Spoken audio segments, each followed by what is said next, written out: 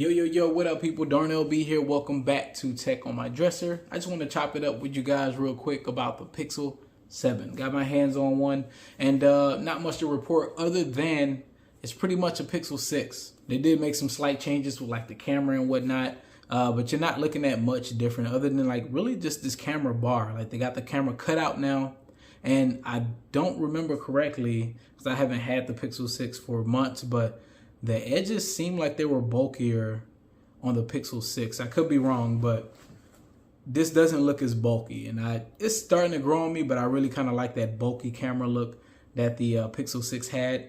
This seems to be a little more sleek, but it's all good. Only issue I really have, I was looking at the spec sheet, the battery on this one is actually smaller, and the device itself doesn't look any thinner than the 6 from last year, like I said, other than this camera bump. So I don't know why the battery is smaller. It's only 300 milliamp hours, but to me, you should never ever be going with less battery in the same model from the prior year, right? Because this is not a revision or anything like that. It's just a refinement, but battery should at least stay the same or get bigger. So battery life is not good. I don't think it's just because the battery is a little bit smaller. It's only 300 milliamp hours. I think it's more of a software issue, and I'm hoping that it's not an issue like the reception was on last year's Pixel 6, because the Pixel 6 from last year was perfect. I had no problems. I love that phone. The only problem was that reception, and it didn't bother me too much, but I was doing Uber Eats, and if I'm constantly losing reception, then I'm not getting orders. So that was the biggest beef I had with the Pixel 6. Other than that, I didn't have any issues, and the battery life on the Pixel 6 was good. I would do 5 to 6 hours Uber Eats orders before I actually had to charge the device. And the finish is really nice though. If I remember last year's finish on the device itself, the hardware, there were some spots that looked like, you know, maybe they cut corners a little bit. On this one, it looks really nice. It looks like they got all the seams just right. Everything looks really good on this device, so I have no complaints with design. I was happy about last year's design. I like this year's design as well because it looks different. It stands out amongst the other slab phones because all the phones tend to really look the same. You can tell it's a Pixel by looking at it. You're not going to mistake it for any other device other than another Pixel. So I like that. I like that it has a unique design, and it actually looks cool to me. Now, since this is the second version of this device, you know they're not going to make many changes. I hate to say it, but Google is kind of taking that iPhone approach. The Pixel is pretty much like the iPhone of Android. Everything is kind of iPhone-esque, if you will. So things like the display, pretty much the same as last year. You got the 90 Hz 1080p. It looks good though. We pretty much know it's no different than last year. Hardware is the same because they just put that new hardware in last year.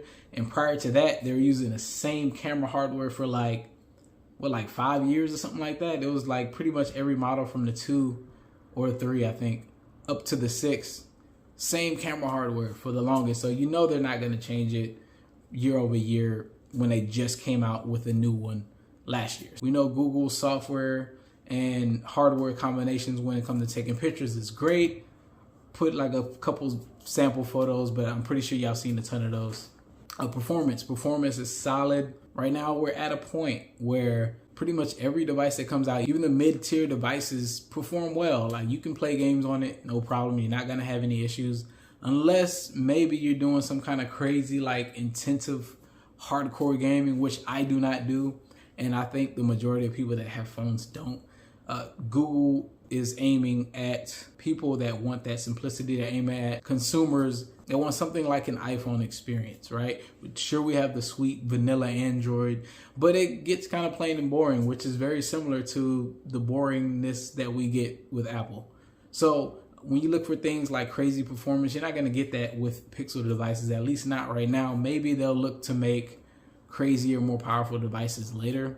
But for right now, other devices are safe, I guess you can say. Now, there are some issues with that. Some things that I don't like, some things that I feel like kind of, I don't want to say compromise the Android experience, but it kind of waters down that freedom that you used to having with Android. And I'm pretty sure they will say that's in the name of security. But that's a whole nother video, a whole nother conversation. Now, I know I said not a whole lot to report, but don't take that as this device not being good. This is a great device. For the price, there's nothing that can really beat this, if I'm being honest. you're getting the majority of the flagship experience for like almost half the price. So yes, while $600 is not cheap, it's still way cheaper than most flagship devices you're gonna pick up.